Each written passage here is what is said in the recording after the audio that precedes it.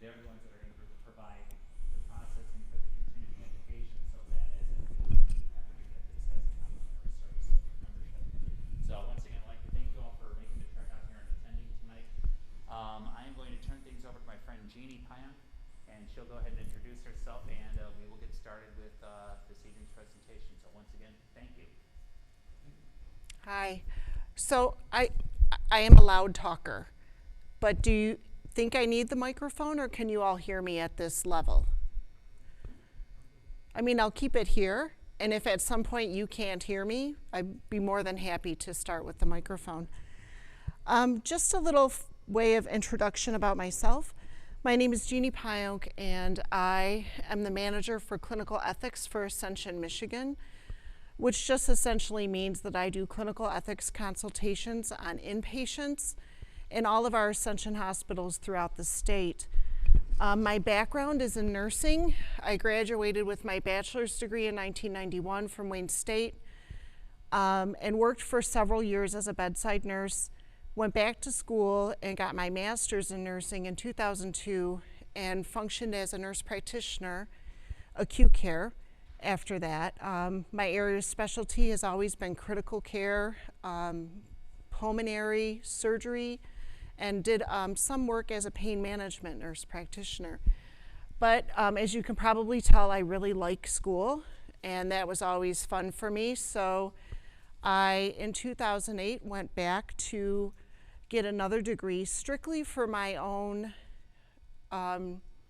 just edification. I just wanted to get another degree, and I went to the seminary downtown at Sacred Heart and ended up getting a degree, a Master's of Arts in Pastoral Studies. At the time when I did that, I had no idea that this could lead me into an ethicist job with Ascension.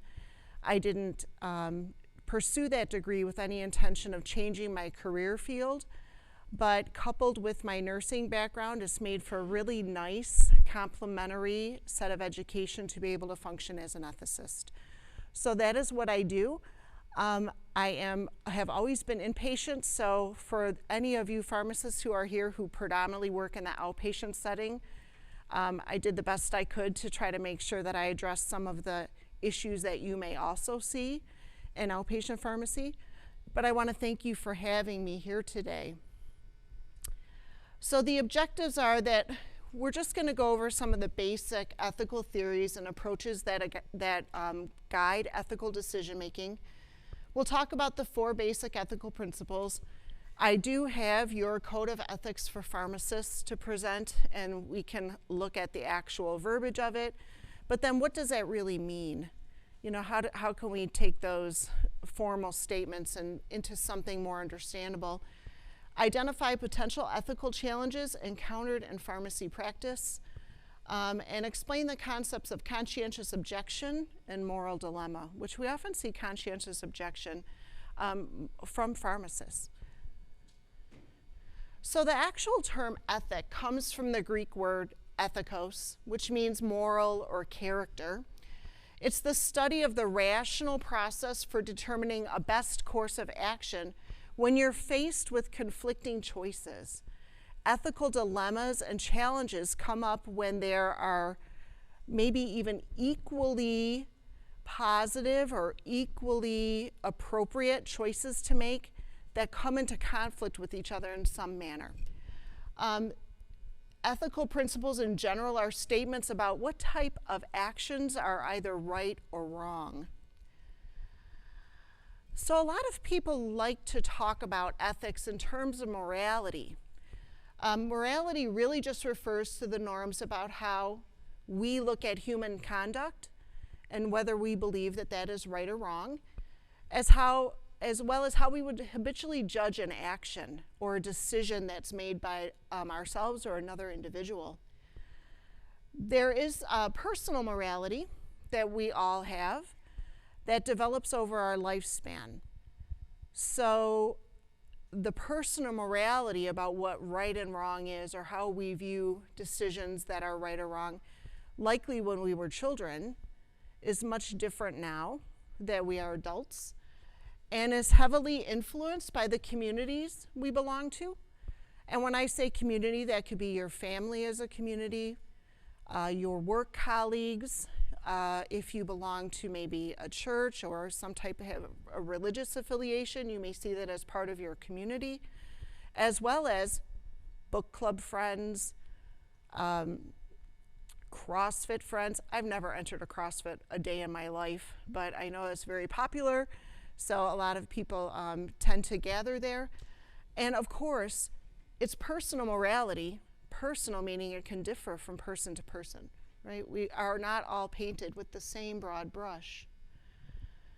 There are several different ethical theories that you should just know exist. The first being casuistry, which is just case-based reasoning. And when an ethical dilemma presents itself, we may look at similar cases that look at the same ethical dilemma and see if those clinical circumstances apply in this case, rather than applying a set of rules or principles. You can see this happen a lot in healthcare ethics. I wouldn't recommend it because each patient is so individualized, but in the inpatient setting, you may see someone saying, well, I just had a patient with those exact same situations, and so this is how we discuss that case from an ethics perspective. But you would look at similar cases for guidance.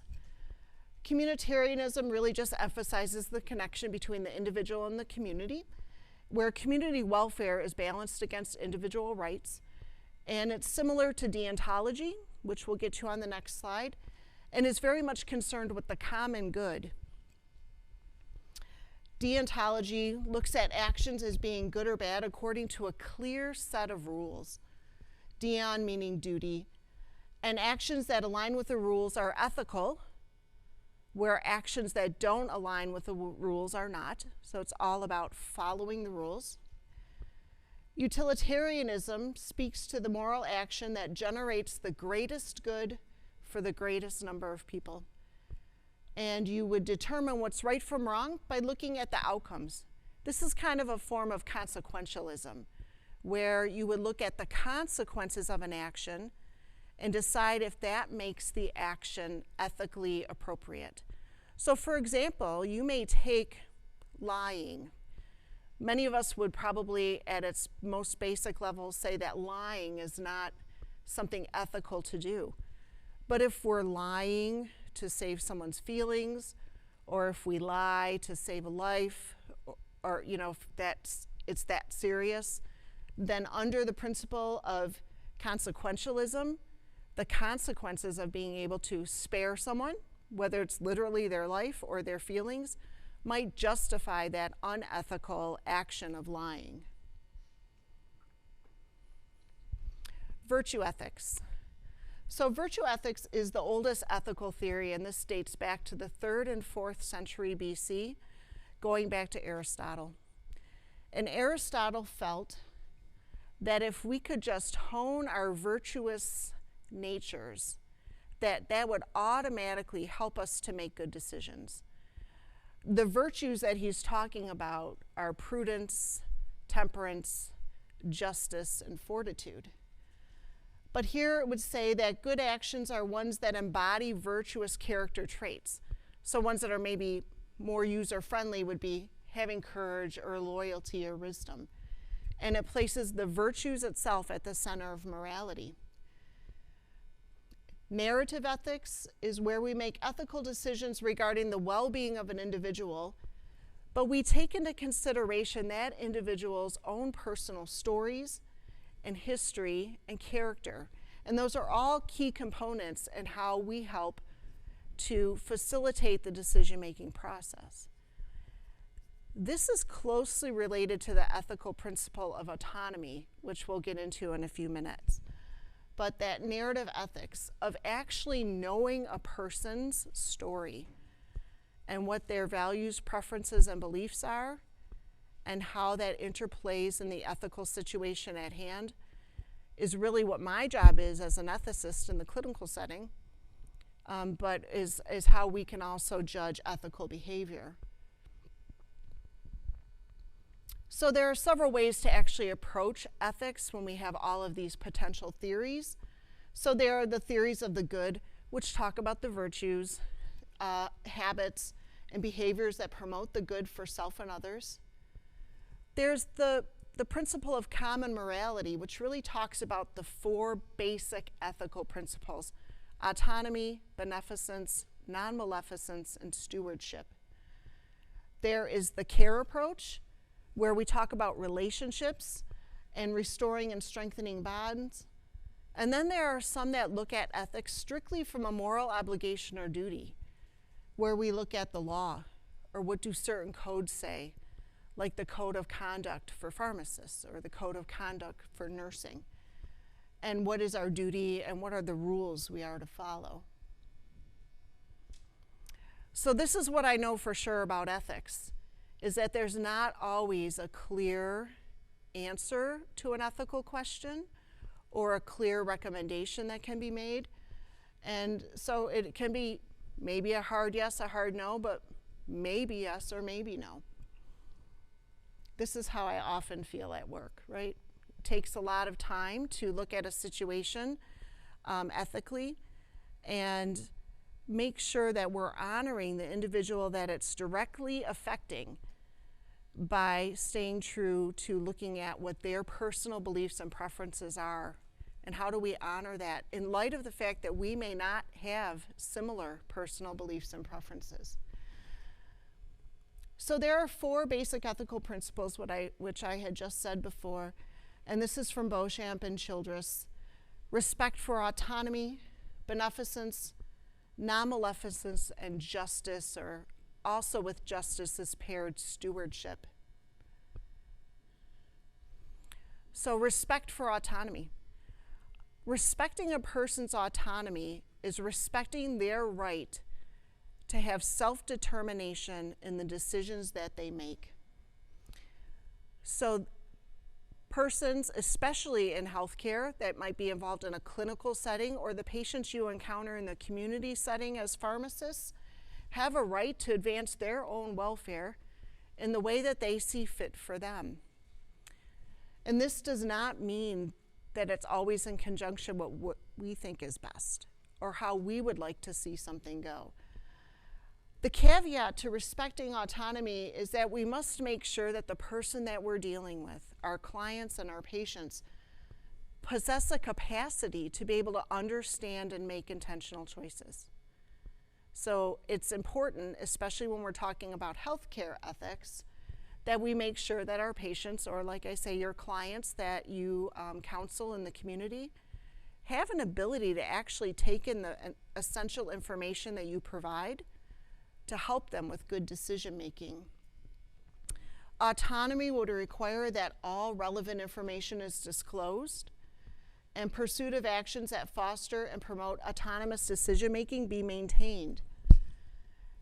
And these individuals have a right of a freedom to choose, and that choice should be free from any type of interference, coercion, or undue influence. Can I just see a show of hands of, do I have inpatient pharmacists here, people who work in the hospital setting? Okay, a couple. Okay, thanks.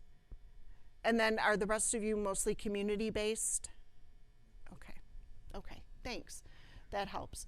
So what we can see in the inpatient setting sometimes, especially when we talk about respecting autonomy, is we might see a patient in a clinical situation make a decision that doesn't really make sense to us as well-intentioned providers, right? Maybe they're refusing a medically beneficial treatment, medication, or intervention.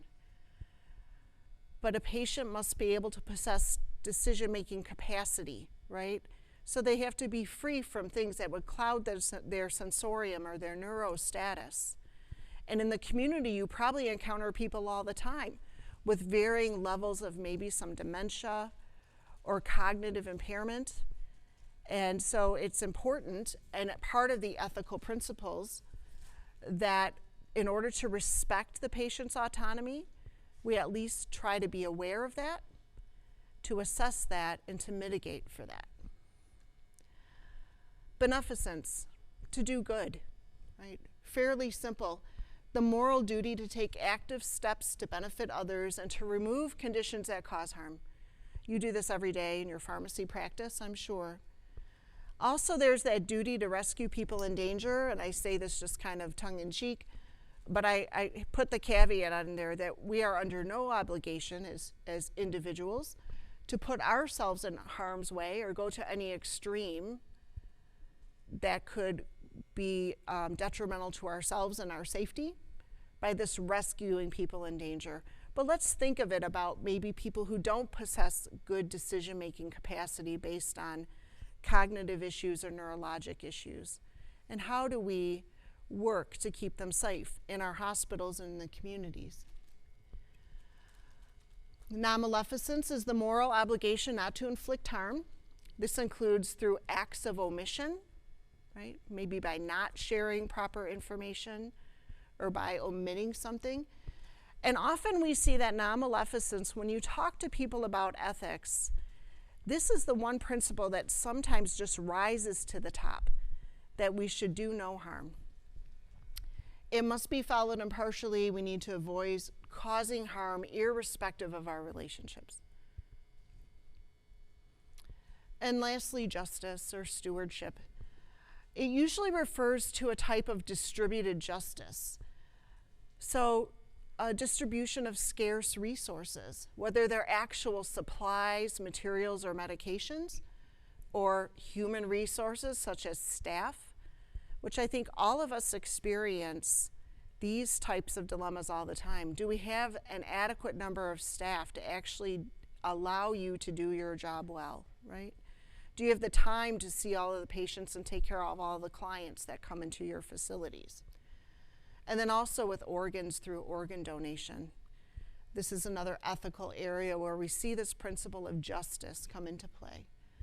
But at the end of the day, equally situated individuals need to be treated equitably, right? A little different from equally, but equitably. So I happen to know, just in my practice and still being very involved in the healthcare setting, that this distribution of scarce resources highly impacts you and the pharmacy community. How many medications now that you're unable to get to fill prescriptions? In the inpatient settings, we were seeing a shortage of chemotherapeutic agents that were causing us to have to come up with an action plan of what would we do if we did not have a number of doses to actually take care of our current patients. So these are some of the issues that you would see that fall under this whole ethical principle of justice. So here is your code of ethics for pharmacists. And it's fine, right? So respect the covenantal relationship between the patient and the pharmacist. Promote the good of every patient in a caring, compassionate, and confidential manner. Respect autonomy and dignity of each patient. Act with honesty and integrity in professional relationships. Maintain professional competence. Respect the values and abilities of colleagues and other professionals. Serve individual, community, and societal needs. And seek justice in the distribution of health resources. But what does this actually mean? What's the practicality of it? So you as pharmacy professionals help individuals achieve optimum benefit from their medications.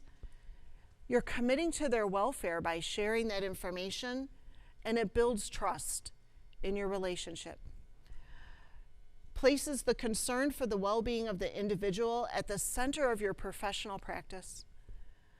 Protects the dignity of each individual you deal with.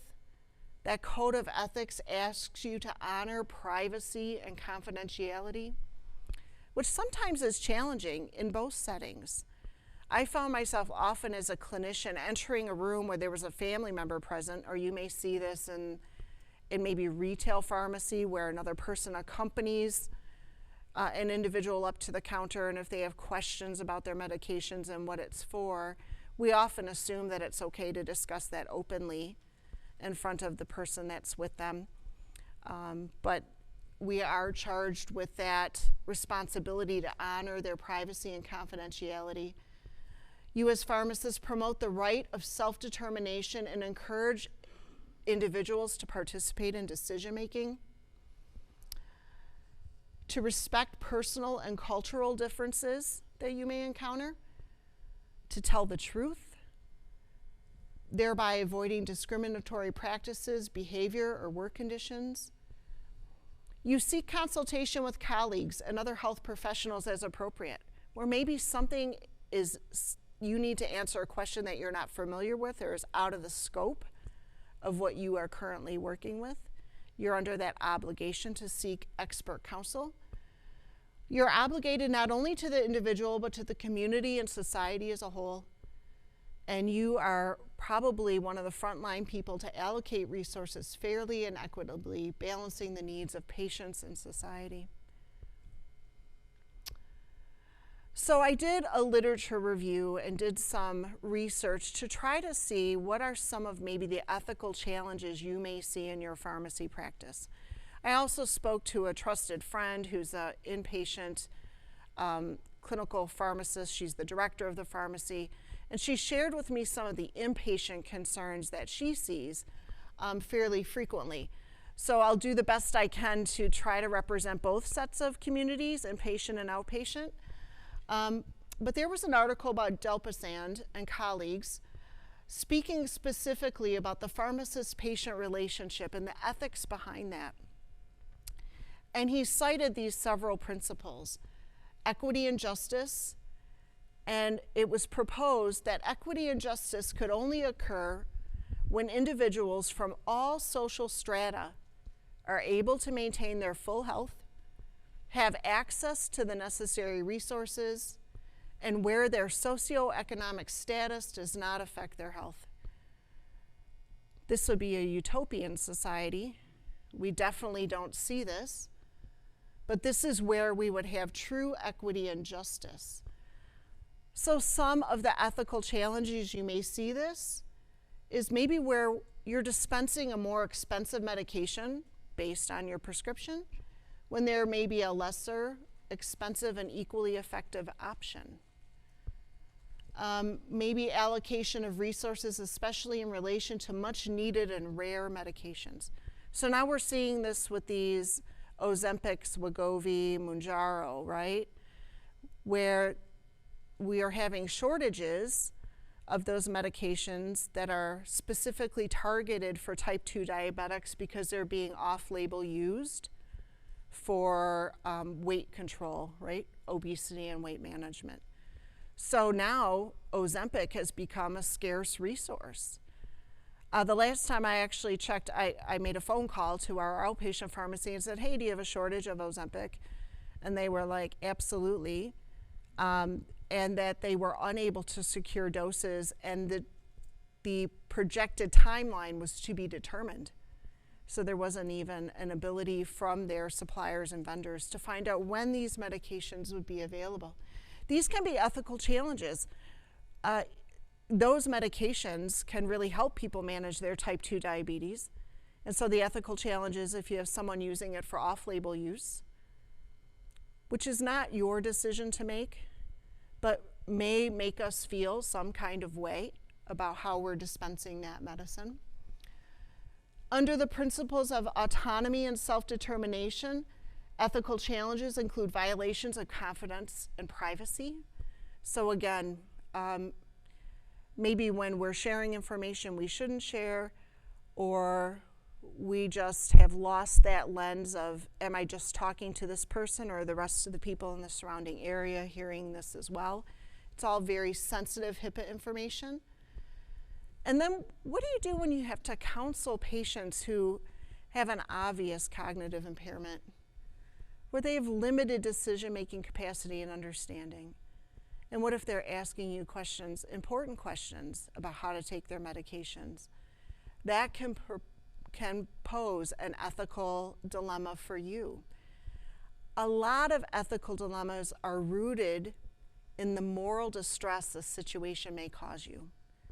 So you may see people feeling incredibly distressed if they don't have the time or the resources to adequately perform their tasks and honor the clients and patients they serve. Honesty and truthfulness. So you're dispensing knowledge about the risks, benefits, side effects, consequences of certain medications. This falls under the principles of informed consent. And maybe there's times when information is withheld regarding medications.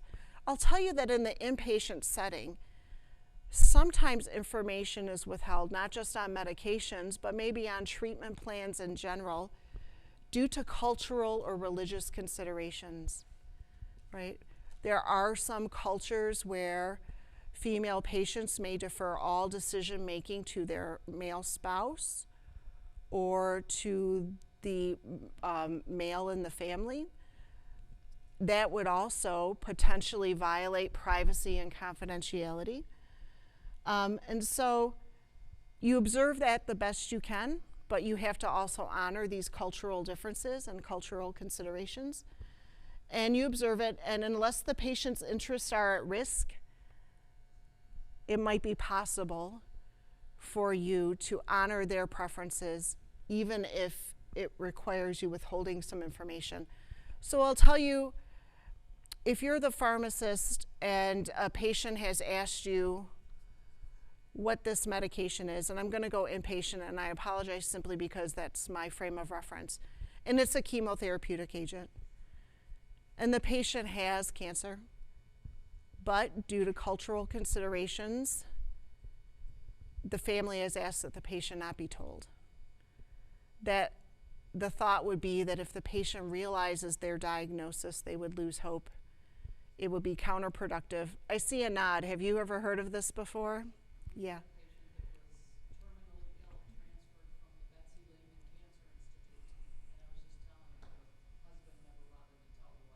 Yeah. Yeah. That's that ethical dilemma, moral distress that causes, right? Because we believe that people have a right to the information that impacts their health. So that's exactly what I'm talking about. Yes? That happened to my grandfather. This was back on the 60s, 70s. He was diagnosed with prostate cancer, and the doctor didn't tell him because they thought that he would die, and then he didn't. He lived, I guess he was diagnosed maybe in the 70s, and they said, well, he's going to be dead in 6 months, and they never told him, but then he lived till he was 86. Wow. Were you able to get that?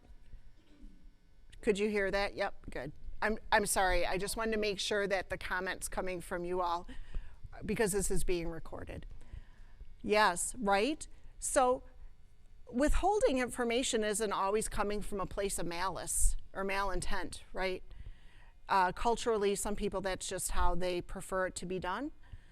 In your grandfather's situation. That's what they did back then. They didn't really tell. Right.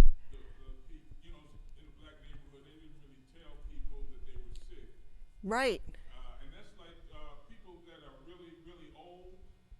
And I've known that if you tell them how old they are, then they'll probably die.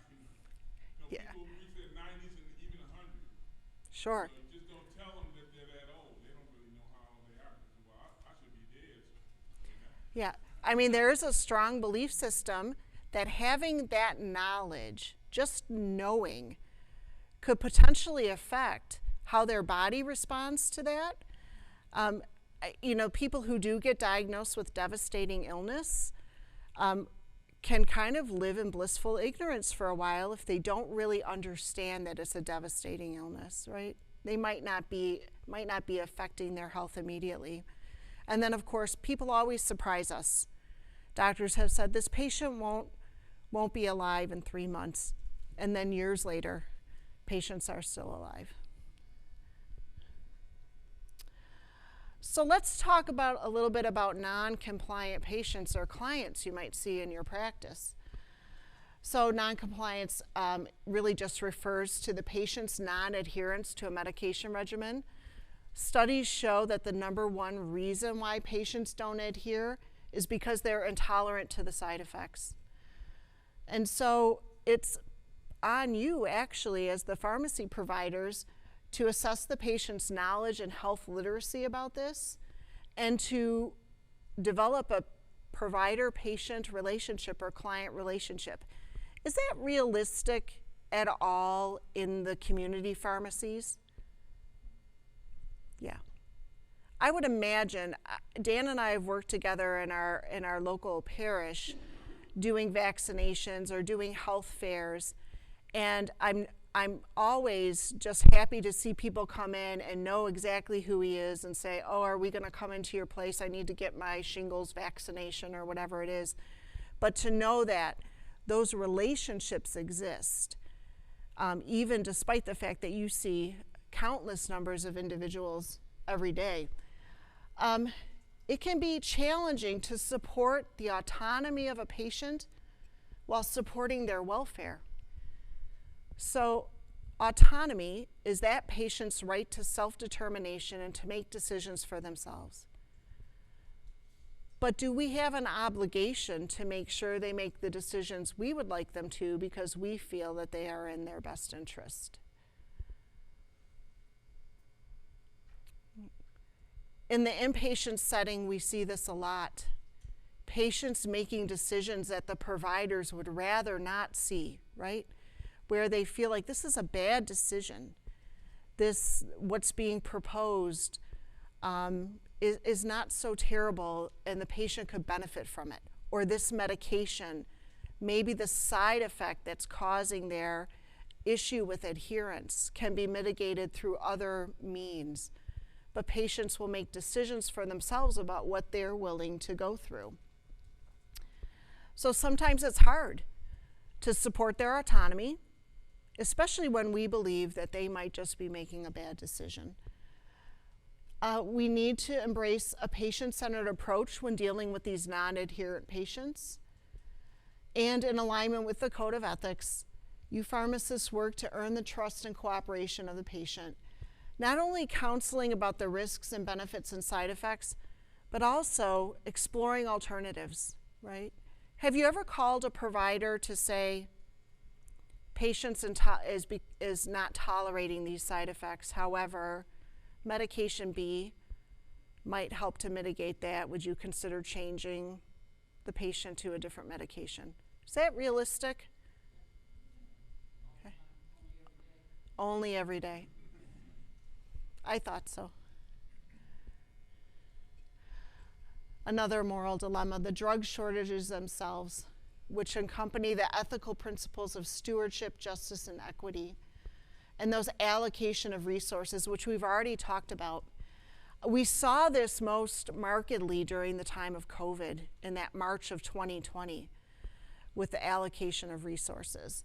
For those of you who worked inpatient, you may remember those N95 masks and being given a paper bag to put your N95 mask in so that you could use that mask for a week because we did not have enough N95 masks to go around. So scarce allocation of resources. Also, during the time of COVID, the demands for things like ivermectin for the treatment of COVID, right, not supported in the literature as an effective treatment for COVID, not FDA approved. But we saw those things happening. And then there's the whole point of who should get the medication. I saw this when we had to have very hard discussions when there was the shortage of the chemotherapeutic agents. So who should get the medication and have priority? Those continuing a current treatment regimen or those who need to initiate current treatment? What's the likelihood of benefit in an individual patient situation, right? Likelihood of adherence to the regimen.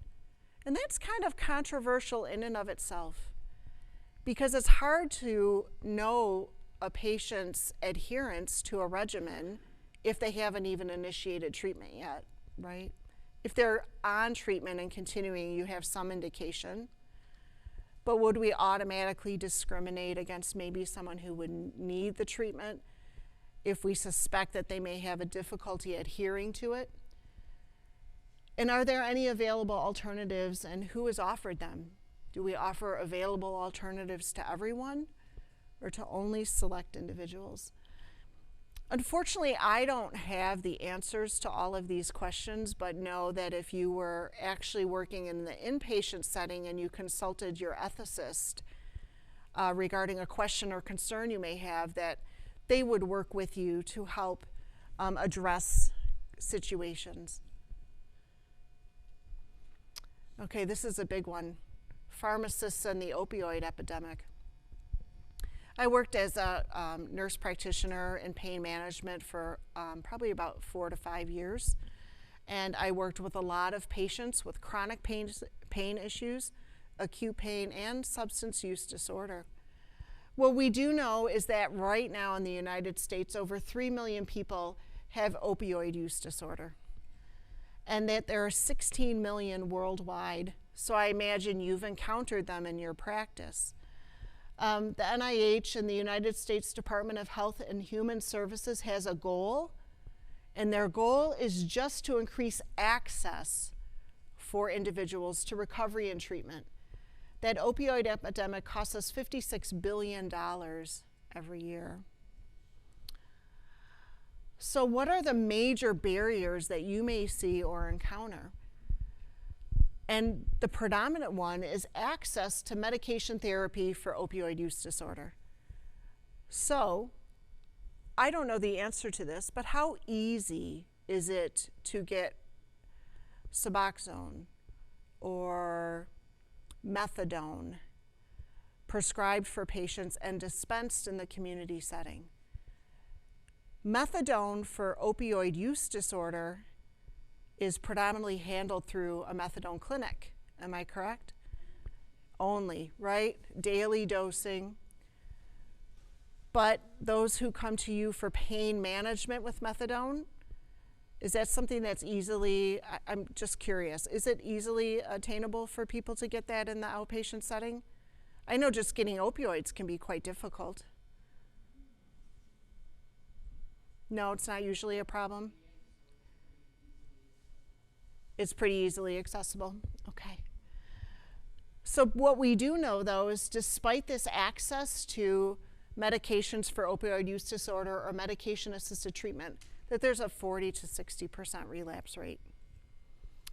So you as pharmacists are really crucial in helping prevent opioid overdoses because you evaluate your prescriptions for safe dosing, and you also participate in the PDMP monitoring, right? You run a MAPS on your patients, right? So you are able to identify maybe early on opioid misuse risk factors such as someone with multiple prescribers, early prescription refills, or filling at many different pharmacies, right? What is your ethical obligation is maybe just to be aware of that, maybe notify a provider. Not all providers run a MAPS, right? My friend on the inpatient side said that often at discharge, patients who've had surgery will get their prescriptions filled in-house, so they go home with medication in hand. And that there have been times when opiate-naive patients are prescribed oxycodone 10 milligrams every 4 hours, PRN, a higher dose than maybe the patient could tolerate. And she tells me that a lot of times her pharmacists have a very difficult time just from their own perspective through distress of filling those prescriptions, concerned about the safety of the patient and how it will impact them, right, with that level of dosing. So you as pharmacists are integral in identifying what may seem like an unusual dosing regimen or unusual use by the patients themselves. I also see that probably there are ethical dilemmas in professionalism and communication in general. So, do you experience challenges in communicating with patient providers or prescribers and patients in a timely fashion? We live in a time of automation, right? If I need to contact my provider for my own personal needs, I have to go through a portal.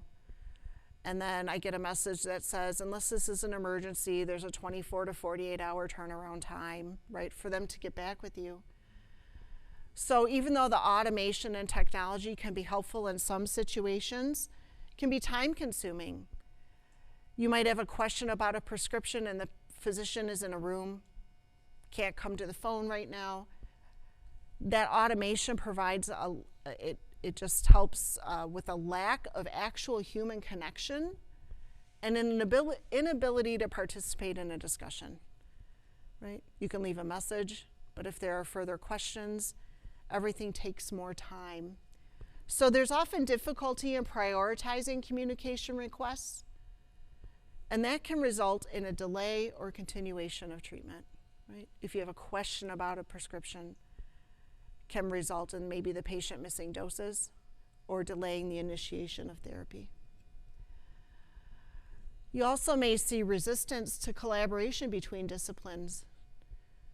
So maybe you're questioning a medication choice or the way the prescription is written, and that can be construed maybe sometimes erroneously as questioning the competency of the provider. I've worked with physicians my entire adult career, and there are times when my best intentions, they can still might have a misperception about why I'm really asking the question.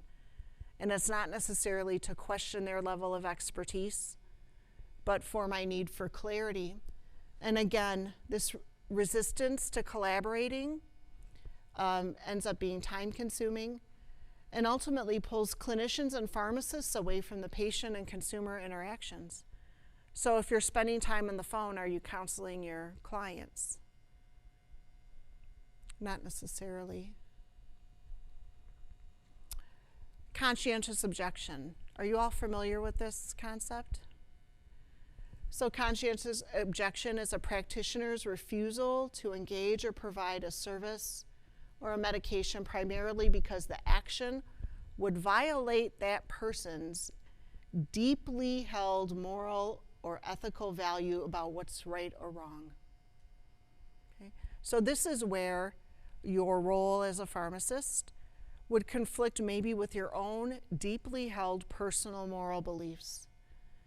What we do know is that all consumers have a right to access services and medications that they're entitled to, and that we do have an obligation to facilitate the consumer and their continuity of care via a courteous, responsible, and timely referral to alternate access. So if they are in need of something that you have a conscientious objection about, the answer isn't for you to override your own objection, but it would be to somehow make arrangements for the patient to be able to get the medication or the counseling that they need so that they can continue to have access to care. So it's paramount to ensure the preservation of basic professional standards, but not necessarily at the expense of you and your deeply held beliefs or convictions, right?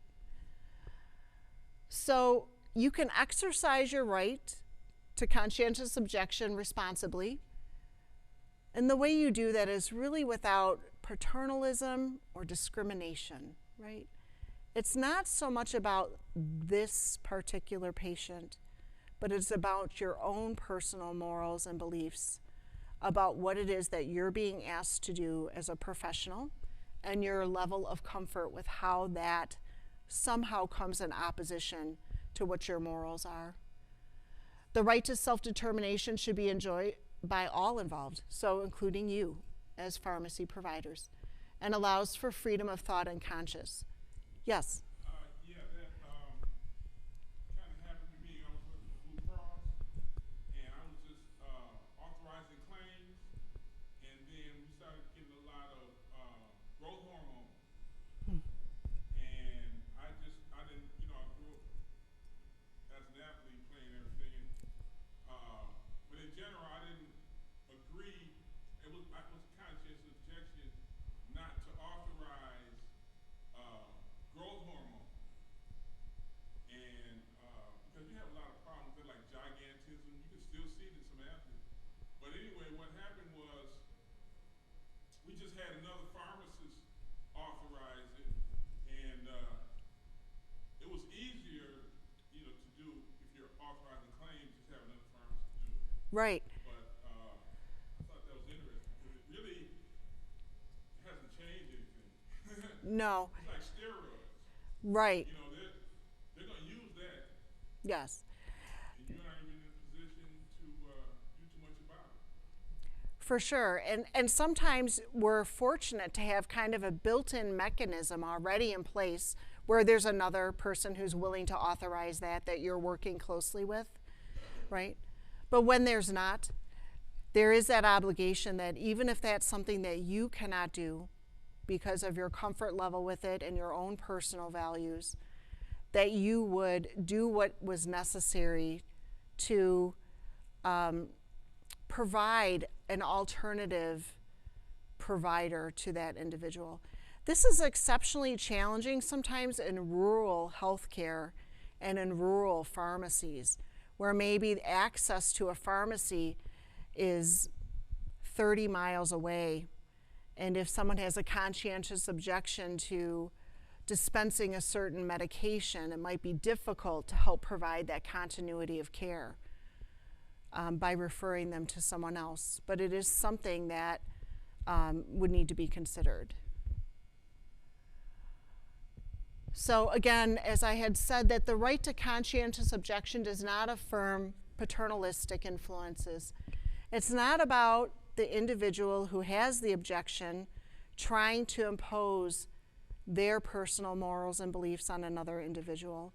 It's more about honoring them for themselves. So you're not really rejecting the patient's autonomy or views if you work with them to have access to another provider. You need to make sure we're not diminishing the patient's dignity in any way. In fact, you can have a conscientious objection without revealing that necessarily to your clients. It could be as simple as, I'm sorry I'm not able to get that for you today, but I know someone who may be able to make this happen for you. It enacts a mutual respect for differing perspectives. And this article by Isaac and colleagues actually talked about forcing providers to participate in practices they ethically or morally object to. At the end of the day, really instigates inadequate care, can cause people to function with apathy, right? To feel very conflicted or not care anymore. It takes away that human caring component, and eventually will lead to suboptimal outcomes for patients.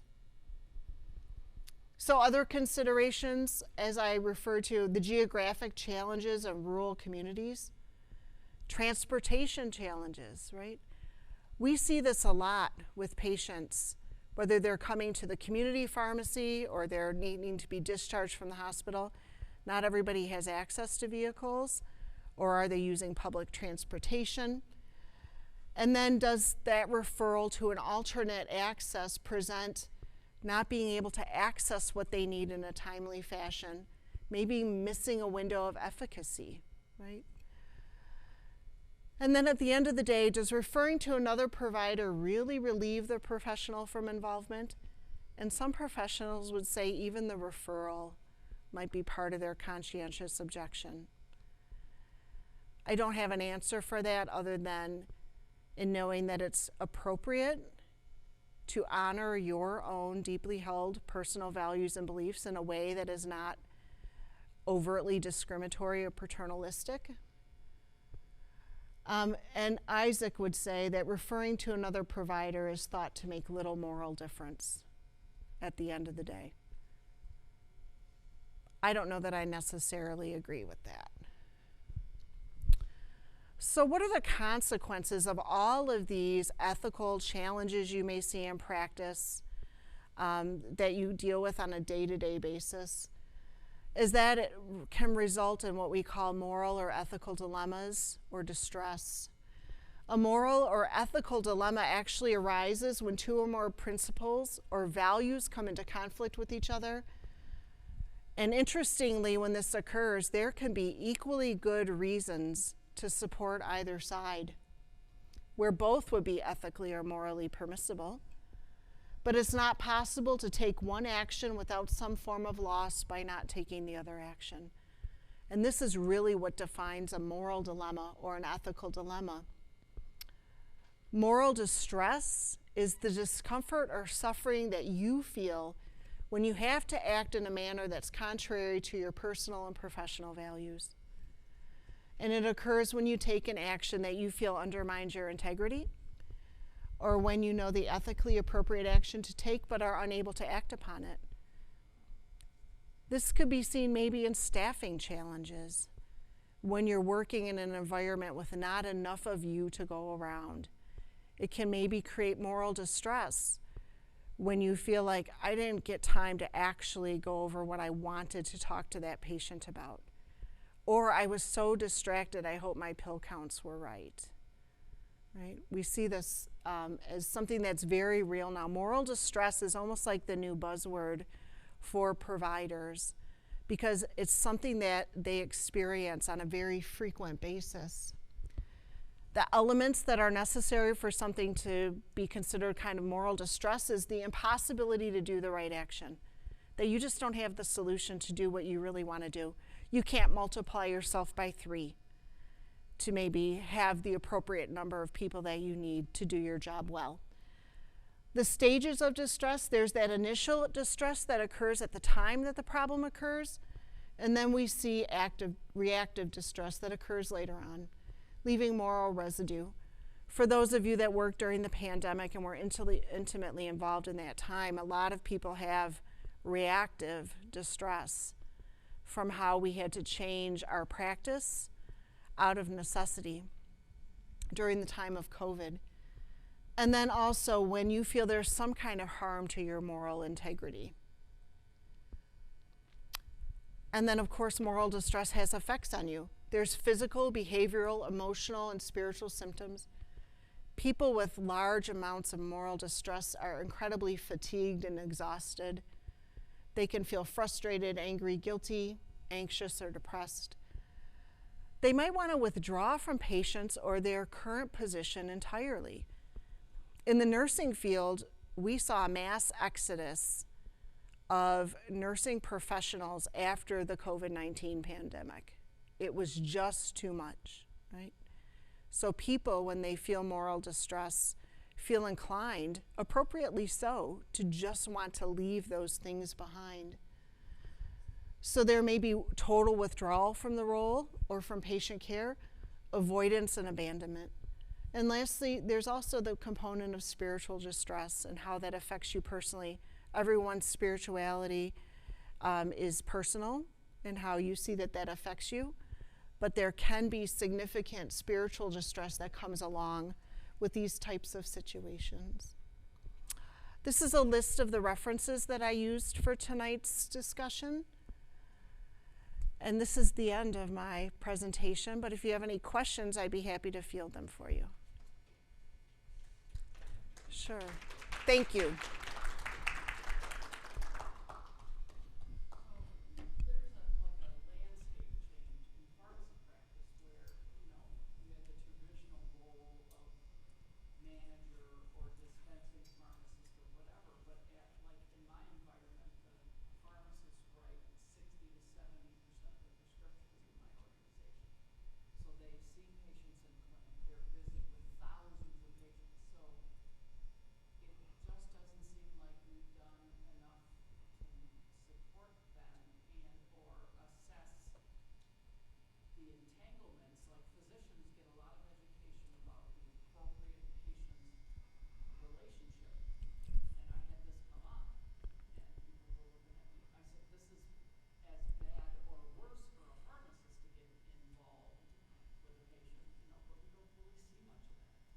Right. It's not something that was part of probably your initial training or every day, right? And like you say, it's a changing landscape of how you're practicing. So absolutely. You kind of go in very equipped with your knowledge about pharmacy practice and about the practical knowledge that you need, but about how to interact with patients in maybe a different environment than what you're used to. And trust me, I know they teach that in medical school, but I don't know how much that sticks sometimes. And then just the sensitive nature of the things that we're dealing with in today's society can make that provider-patient relationship different. I didn't realize, like 60 to 70%, like you said, of pharmacists, they're writing 60 to 70% of those prescriptions. I didn't realize it was that high. That's really interesting information for me to have. I'm sorry, it's a what? A federal. Yeah, I understand that, but still, yeah, it's different than the traditional norm. So we're approving the formulary selection, I mean, it's pushing it to a limit. And I had to put my foot down on the mental health piece of it because we are not doing diagnosis. Yes. And you cannot take a PA and swap it out with a pharmacist if you expect the diagnosis piece. So Yeah. Good point. Thank you. I can see the dilemmas there. Anyone else? Well, I am always available for if you ever have a question that you think of later on, please feel free to reach out. The best way to get a hold of me would be through Dan because he knows how to reach me. So I would do the best that I could. But I hope that I was able to give you kind of an idea about ethics and the practice that you do every day. And so thank you for being here. Okay.